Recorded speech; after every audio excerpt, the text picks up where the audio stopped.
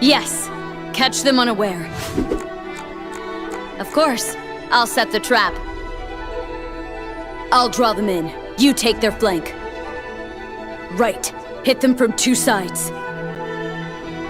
It's us or them! Cut them down! Hey guys, welcome back. We are playing Irelia today. It is a fighter. She works both as a mid laner and as a top laner.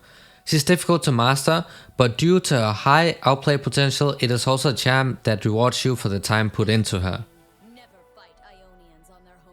To quickly go through the basics for the newer players, her passive gives you stacks of Ionian Fervor whenever you hit enemy champions or at least one non-champion with abilities. Every single stack of this passive gives you bonus attack speed, and at maximum amount of stacks, which is 4, then your basic attacks will also deal bonus magic damage. That means that even if people are stacking armor items against you, then this champ will still be very useful because she has so much magic damage in her kit. And this is how you want to all in on Irelia, because that passive makes you so strong in 1 vs 1s, it gives you super high DPS. You really want to make sure that you're stacking it up before you go for fights. And the easiest way to do that is with your Q. So it is a dashing ability, and whenever you kill something with it, then it's going to reset. And of course it also gives you a stack of that passive every single time you use it. You'll try to kill a lot of minions quickly after each other, so you can stack that passive up fast, and then you look for an all-in. It also heals you guys, so it can also be used for sustain. But it's super important that you try to fight when the passive is stacked, because that's why you have the highest amount of damage.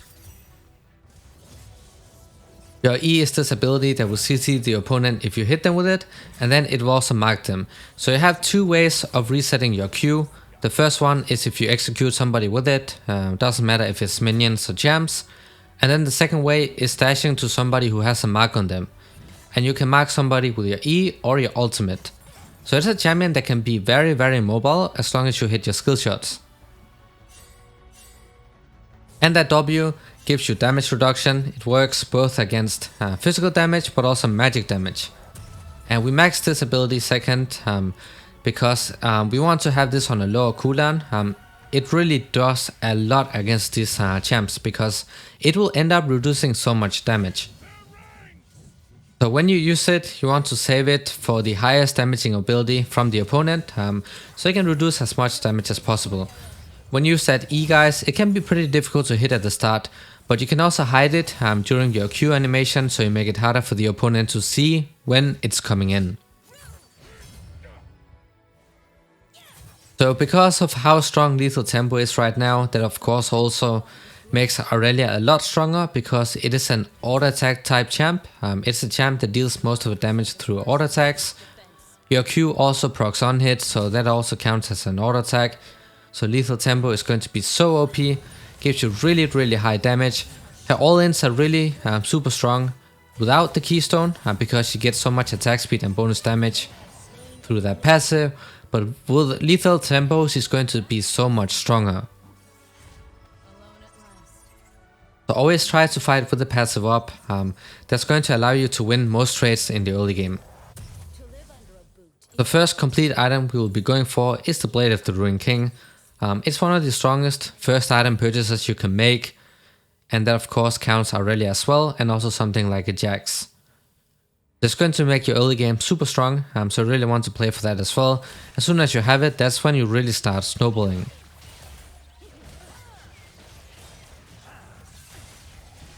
Be careful not pushing the wave all the time though, guys.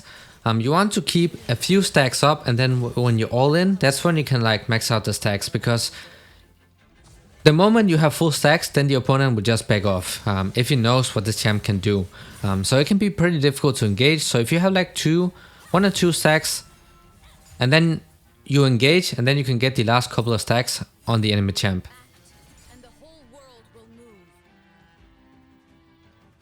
So don't become greedy, and you don't always have to stack this passive up, because most of the time it will end up in you pushing the wave out, and if you constantly shove the wave under the enemy tower, then you will not be able to fight them. They will be able to farm for free. So it can help a lot if you let the enemy champ push most of the time, because then you have more room to chase them down. This is how strong lethal tempo is, guys. Absolutely insane. It gives you so super high damage, very hard to trade with.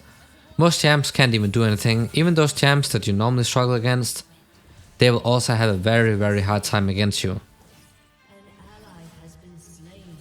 If it turns out the lethal tempo gets nerfed at some point, then you always have Conqueror.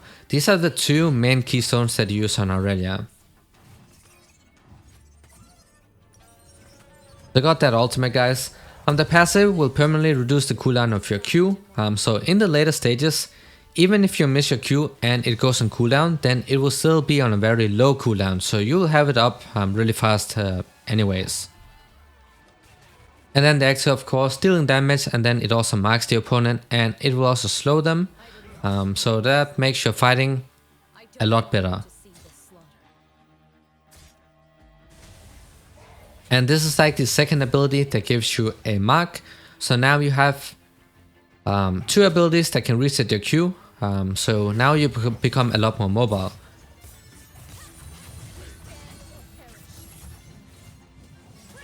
So it can be super easy to hit the opponent if they're in melee range for the ultimate, guys. It is a skill shot, so if they're further away, then it's a lot easier for them to dodge it. But if you cast it in melee range, it's almost impossible to dodge it. It's going to slow the opponent as well, on top of dealing damage and also applying a mark. So it makes your all-in potential a lot better. You don't always have to use that W for the damage reduction, guys. If you're stronger than the opponent in an all-in, you can also quickly use that W on the minion wave, so like put all of the minions at low HP, and then you can stack that passive up super fast with your Qs. That's a way that you can all-in the opponent, especially when you don't have any stacks on that passive and you really want to stack that up fast. Not only for fighting, but also for the wave clear, because it does deal a lot of damage to the minions as well.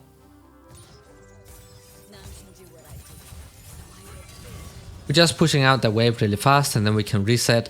The wave clear is also really good because of the Q barely costing any mana and also dealing a lot of damage to the minions.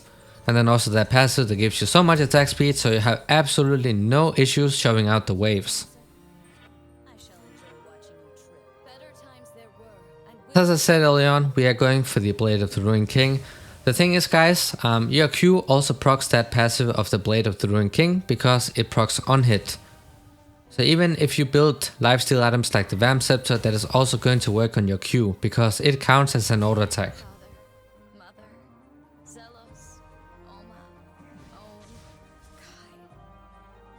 The easiest way for you to all-in people is to let them push to your side of the lane, and then you try to freeze it, you stack up the minions, wait for the enemy champion to walk up to last hit, and then you quickly stack that passive up the minions and then you all-in them. It's very crucial that you can hit those E's because that's what really allows you to go for those all-ins. Because if you don't get that reset on your Q, guys, then you only have one dash up and then the opponent might be able to get away. So I can freeze the wave right here, guys. If you do that, then the opponent will be forced to walk up. If he doesn't, then he's going to lose so much farm and also a lot of XP. So this is another way that you can really pressure the opponent, force them to make bad decisions, and then you punish them for it.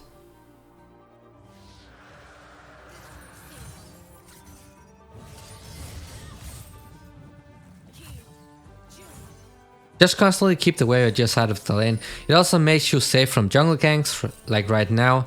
If I push this wave out, then I would maybe have burned a flash or something, but because we froze it, then Jax is not able to gank us.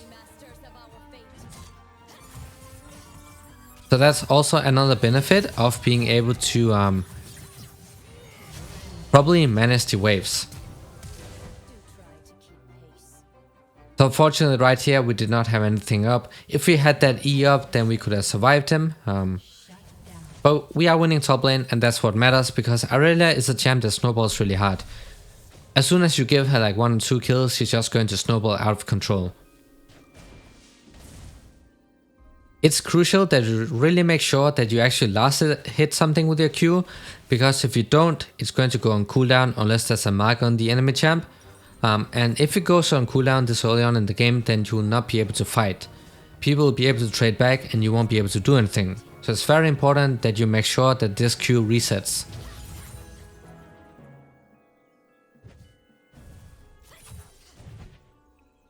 So now that we have the maximum amount of points in the Q ability, guys, it is going to one-shot the backline minions, and also because we have Blade of the Ruined King dealing bonus damage on each Q as well, allowing us to stack that passive up a lot faster. So you can like start the combo with your Q, guys, especially in team fights, because you can do moves like the ultimate plus flash to catch people off guard if you want to. But you can also wait until you really make sure that the opponent is within range. So you can like engage with the other abilities and then you follow up with the ultimate at the end. So you get multiple Q resets, and even if they flash away, then you'll still be able to get close. Give them an inch, they'll take a kingdom. So Irelia in the laning phase is pretty easy to play, guys. You pretty much just all in the opponent whenever you have fully stacked passive, given that you're of course stronger than them in a 1 versus 1. But the difficult part begins when the team fight starts, because you don't have minions around you to stack that passive up. So you have to be really good at hitting that E and also that ultimate. And you also have to have really quick reaction time because people will focus you down. So you need to be able to maneuver around with your Qs and then also time your W properly. It's very crucial that you save that W in team fights and use it to counter the most important abilities thrown at you. For example, Annie's ultimate is very good to block out with a W because it is going to reduce a lot of damage. And because we are maxing this ability second after the Q, it means that it will come off cooldown a lot faster, so you'll be able to use it a lot more in fights. So we got the armor boots. You can also go for mercs if you're playing her in the mid lane. The build is the same, but you always want to adapt depending on what champs the enemy team comp has. If they have a lot of CC and magic damage, then of course mercs will be good, and an early Withstand Rush will also be good.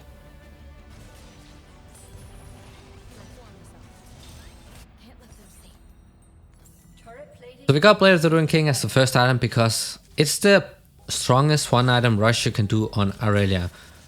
Now that we have that, we're gonna go into the shield bow because we are playing her more as a carry and less as a bruiser.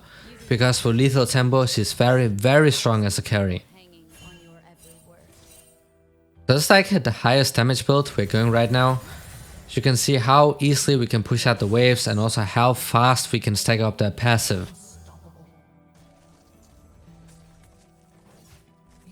Really want to take down the towers, guys. Very important because it opens up the top side of the map for you, allowing you to invade the enemy jungler, and it also makes it less safe for the top laner to stay in the lane. So the faster you can take down the top tower, the faster you can begin the snowballing process. Right now I'm constantly damaging the Garen because it's a passive, but there was an Annie roam coming in, so we ended up dying for it. That's a bit unfortunate. It doesn't really change much in this matchup because we already have so many kills. We have really good farm as well. He's sitting at 76 CS, guys, super far behind in farm. But this is pretty much the power of Irelia. You can also go for those 1 versus 2s, but it's important that you have minions around you. Enemy minions so you can dash to them, dodge incoming skill shots, stack your passive, and really maneuver around, try to hit that E as well. If you hit multiple opponents with that E, guys, then most of the time you should be able to win those 1 versus 2s. I will not disappoint. So we are building a lot of sustain on this champ. That's because it allows you to go for trades and then you can just back off once you're low HP. Heal back up from the minions, just 1 minion wave and you're full HP. That does not work on the opponent, so that already gives you a big advantage.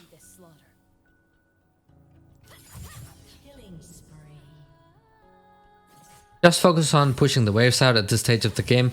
You want to be in the side lane on Irelia when you have your teleport up.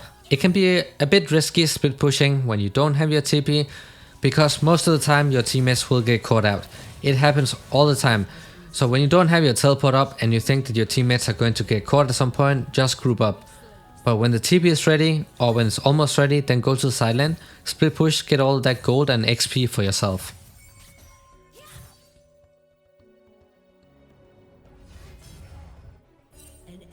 Push out the waves, then you can invade the enemy jungler. Take away his monster camps. In this case we are getting a red buff, that's like the best case scenario. But even if the red buff isn't up, you can still put the enemy jungler behind by taking his other camps. You can see even if the opponent flashes away, you can still easily catch up to them. And you have so much damage, especially with that lethal tempo. So even if you miss all of your abilities, you can still just auto attack them to death. That's how easy it is done, even if you aren't as fit as I am right now. As long as you have this Blade of the Ruined King this early on in the game, guys, then you should be able to pull off these plays. So just make sure that you're farming well. It is a champ that wants to snowball, so of course it's a lot better if you can pick up solo kills, because it is a champ that's designed to really play super aggressive and find those solo kills. As long as you have Blade of the Ruined King, then you will be able to pull off these plays. Getting even more sustain, and as soon as we have that shield bow, we're gonna become even more tankier. So we're going bot lane right now because the outer tower is still up, so we want to split push here. And then we can also pressure the dragon. Normally you want to be on the opposite side of where the main objective is at. But we can fight for this, and then we can turn that into the objective. So that's also how you impact the map as a top laner. If you just AFK top the entire game, guys, then it doesn't really matter how many kills you have, because you'll be as useful as the enemy top laner who was running it down the entire game. You really want to abuse your lead, you really want to use your lead on the other parts of the map.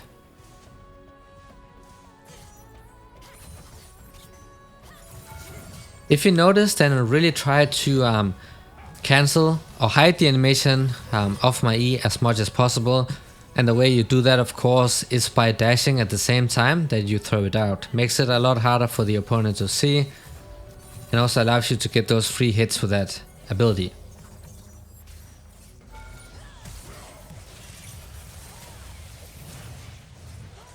You can see the damage is absolutely crazy, and that is thanks to Blade of the Ruined King, your passive, and the lethal tempo.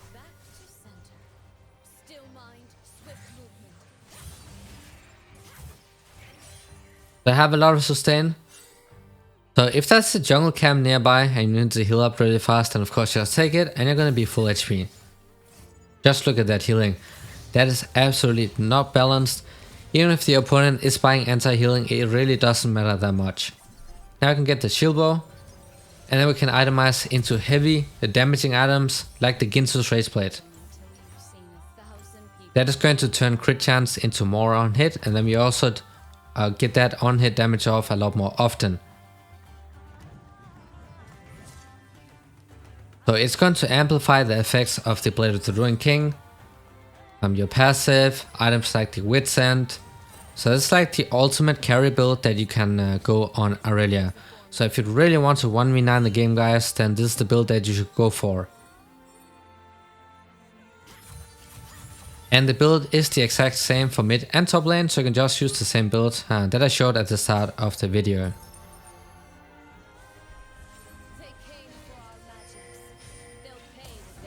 So when you don't have your ultimate up, it can be a bit difficult to engage, because you really have to make sure that you hit that E, guys.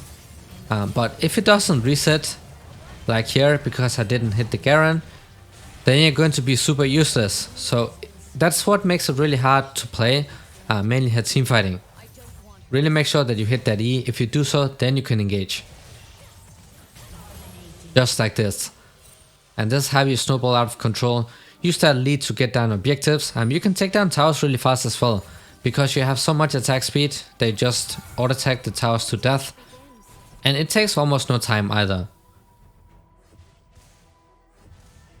So if you're left alone in the silence for a couple seconds, then that should be enough to absolutely destroy the towers. Even better if there are nearby minions that you can stack their passive up on, because then you can take them down even faster.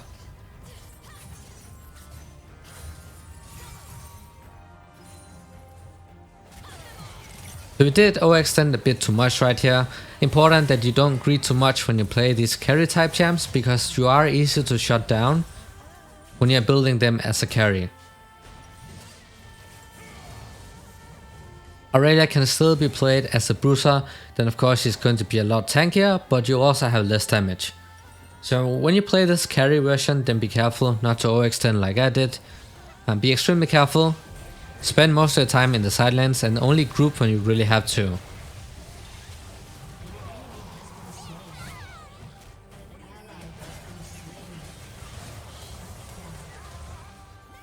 It can be a bit difficult team fighting if the opponent has a lot of CC and a lot of AoE abilities. If you think that you're going to lose the team fights, then of course there's no point grouping.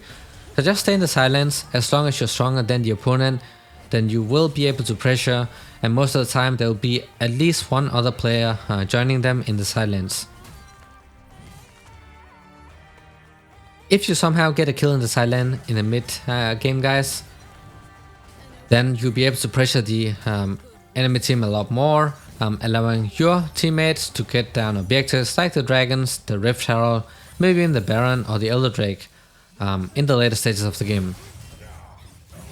Just look at this damage. That's what happens when you have the Ginsu's Rage Blade.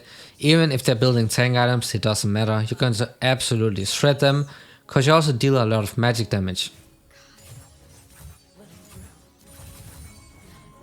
So she's really fun to play at this stage of the game, and of course level 16 is a big power spike, because that's the final point that will permanently reset or reduce the cooldown of your Q. So from level 16 and onwards, even if you miss your Q or accidentally use it on something without resetting it, it's going to be on such a low cooldown that it really doesn't matter anymore. Right here we just spit out everything that this Annie had, and then we have a free all in. You can see just a couple auto attacks and that champ is going straight down. Just keep doing this, guys, pressure from the silence, because we do have teleport up. So if something is happening on the other side of the map, then we can always TP in.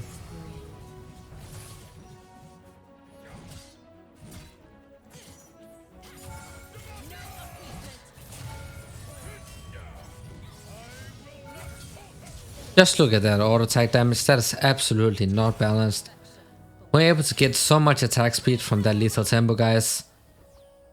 It really is impossible for champs to deal with it. Even if they're stacking full armor, that attack speed is so difficult to fight against.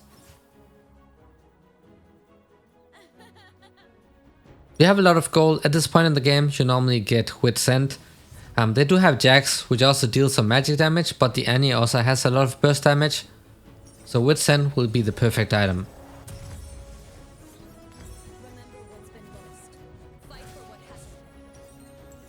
Just need a bit more gold, and then we will be close to being full build.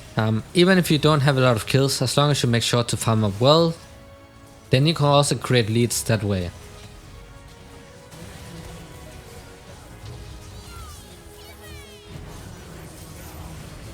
I try to be patient with my TPs. I don't TP instantly. I try to make the opponent commit really hard, so they use their flashes or movement abilities to engage onto my teammates, and that's when I try to TP. Because if you TP too early, the opponent will just abandon the fight and then just go back, and then you won't really be able to do anything. So be patient with teleports and then wait until the opponent is fully committed to the fight.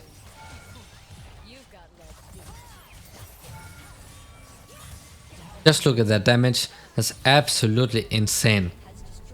Even if you miss every single ability, it's not going to change anything due to your passive, the items you built, and that new lethal tempo. I definitely think this keystone will get nerfed at some point. If it does, guys, then you just go Conqueror.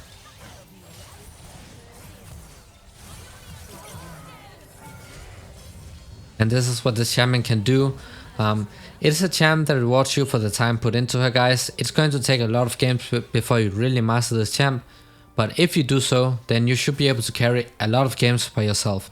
Even if your teammates are ending, guys, it's a champ that can carry everything by herself. And due to her mobility, it's also very hard to shut her down. She has so much sustain, really high DPS, and also super high mobility. So even if the opponent team is trying to focus you down, you still have a lot of outplay potential. You can easily turn around in those 1 vs 2s, 1 vs 3s, and so on. So it's similar to like a Yasuo. The more time you put into these champs, the better you will get, and of course it's going to reward you a lot more compared to other simple champs like a Garen or an Annie. Because there's a limit to how good you can get at these champs because of how simple they are. But that does not work on champs like the Irelia, Yasuo and Yone.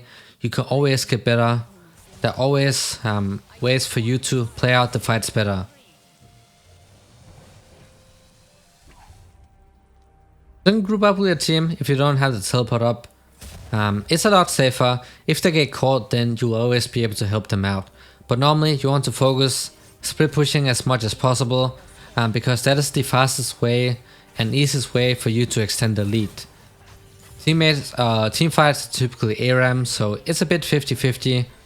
If the enemy team has a really good team fighting composition, then it can be really difficult carrying those team fights, so it's a lot easier to stay in the side lanes.